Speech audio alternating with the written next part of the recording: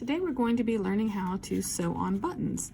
You will need your hand sewing practice template too, and you can go ahead and cut out a square of fabric out of your white fabric.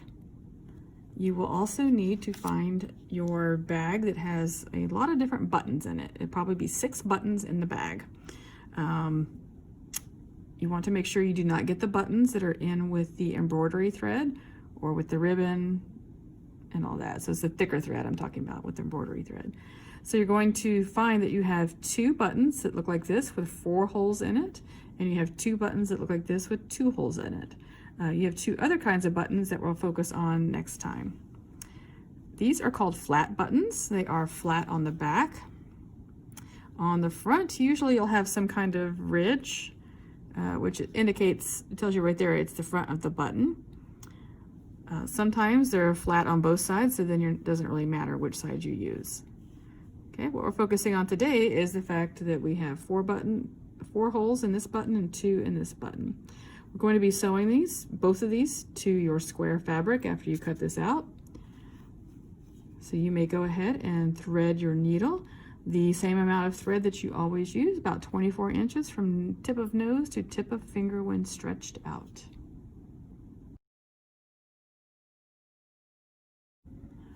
Generally, when you are sewing buttons on whatever project you have, there'll be some indicators on the paper pattern piece that will tell you where the buttons go. For the purposes of this exercise, I just put some dots on the fabric as if the buttons, like one's gonna go there and one's gonna go there. That just helps me place the buttons. Okay, I'm going to start with the 4-hole button. If you can do a 4-hole button, a 2-hole button is very easy because it's really just half as much.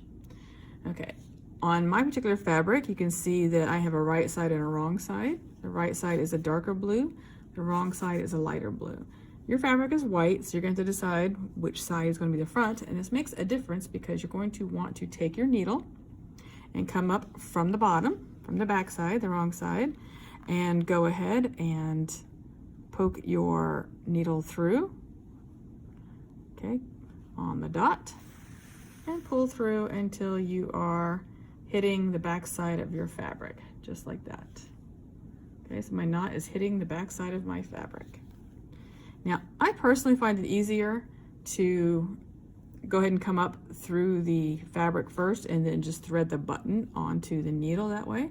Some people will actually put it down like that, right over that dot, and come up trying to poke through the various holes.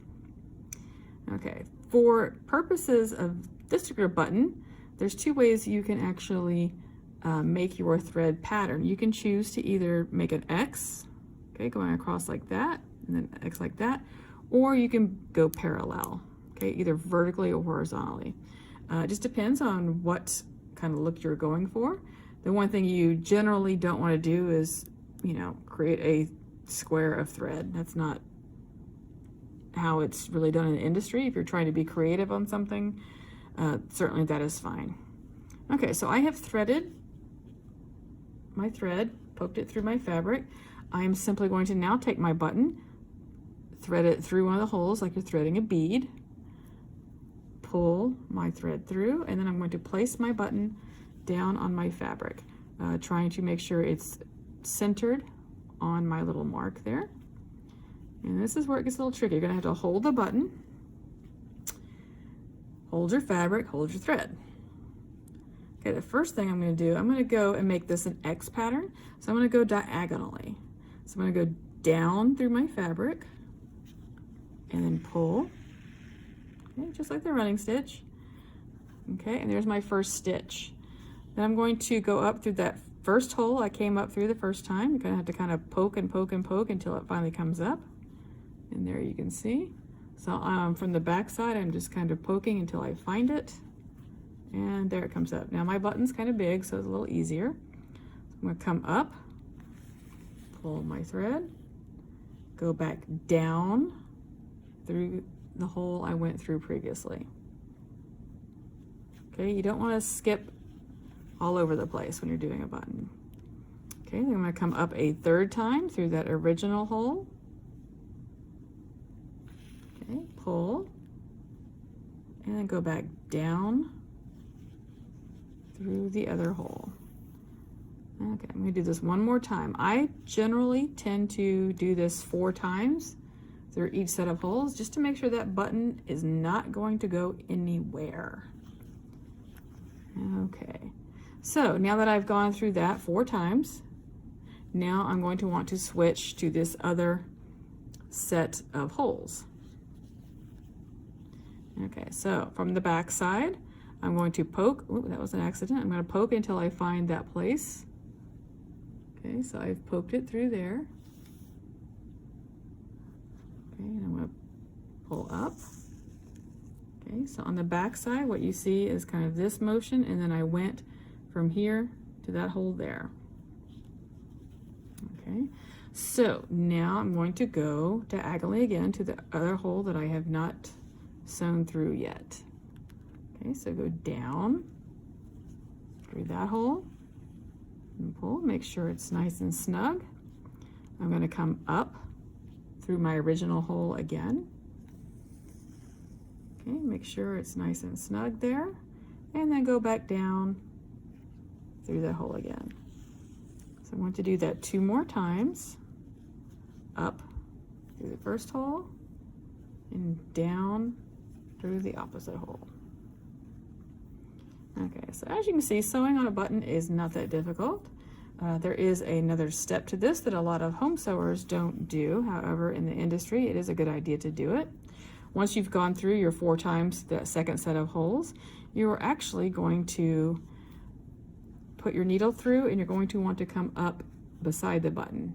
Okay, you don't want to come up through a hole, but from the back side, if you come up, stick your needle through there, and you can see it's coming up behind the button.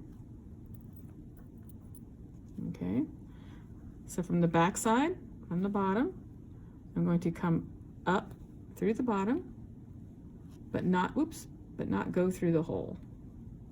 Okay, so there you can see I'm right under the button.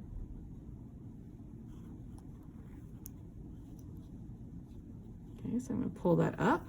My thread is under the button. Okay, so now what we're going to be doing is a technique called shanking. And it's basically making a shank on this button. That way it's easier to go through the buttonhole. It's going to raise the button up just a little bit, so you've got ways to actually manipulate your button. Not such a big deal on these larger buttons, but on smaller shirt buttons, it does make a difference. So I pulled it through underneath the button, and now I'm simply going to take this, I'm going to wrap it around. 1, 2, 3, and a 4th time. So we do everything 4 times the buttons. Okay, so now what I've created here, as you can see, I have wrapped it around here. So just for purposes of seeing this, what I've essentially done is I'm wrapping it around there, wrapping it around there. So I've created kind of a shank, which makes this button kind of come off the fabric a little bit. From there, from your back side, after you've gone around 4 times, you will simply stick your needle back down to the bottom. Okay, and oops. Now you can see I've kind of pulled a little tight with my shank there. It's kind of puckered up a little bit. You're going to poke your needle down through the bottom underneath the button. Okay, so when I turn it over, my needle should be sticking up there.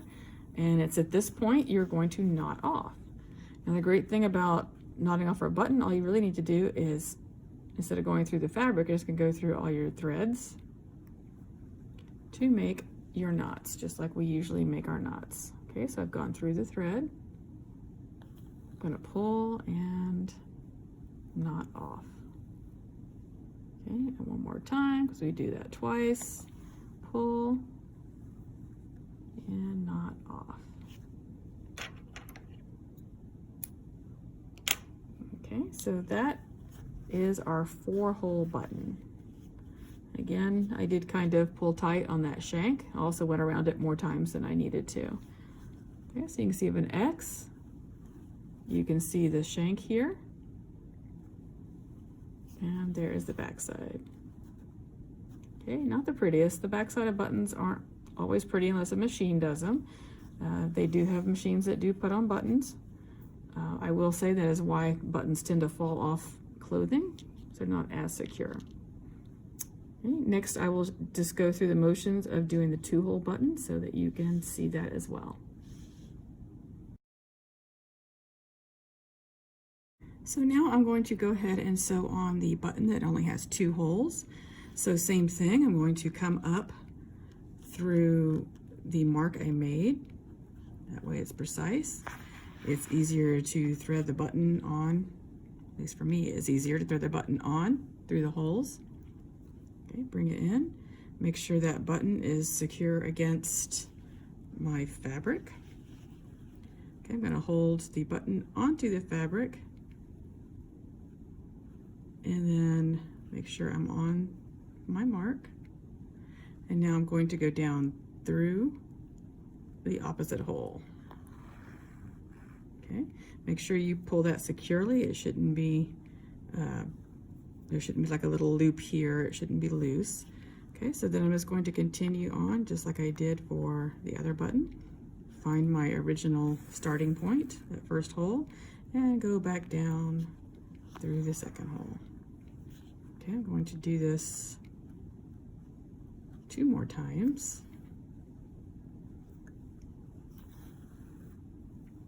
Okay, and that would be 4 times total. Okay, at this point, I have that on. I need to do my little shank. So I'm going to go in from the back side. Okay, making sure I poke in, but I'm not going to go up through a hole. You'll see it coming up from behind the button. Okay, so poke in from one side, come up from behind the button. Okay, so, and this is the point, just like in the first button here, that I will start doing my little wrap. I'm going to go around 1, 2, 3, 4. Okay, at this point, make sure you're kind of, you don't want to pull it too tight, but you don't want it to be real loose either. I've gone around 4 times. I have that little small shank there. You can kind of see that all that thread wrapped around is what is the actual shank. And then I'm going to go back down through my fabric to the back side because I have to knot off still.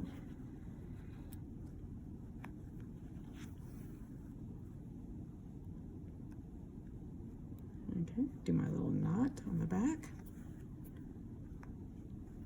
just like we always do. Just pulled a little tight there. And I'm gonna go back through that the second time for my security knot. Okay, snip off. And there we have the 2-hole button. Okay, so of course it takes a little less time than this one, but there you have it.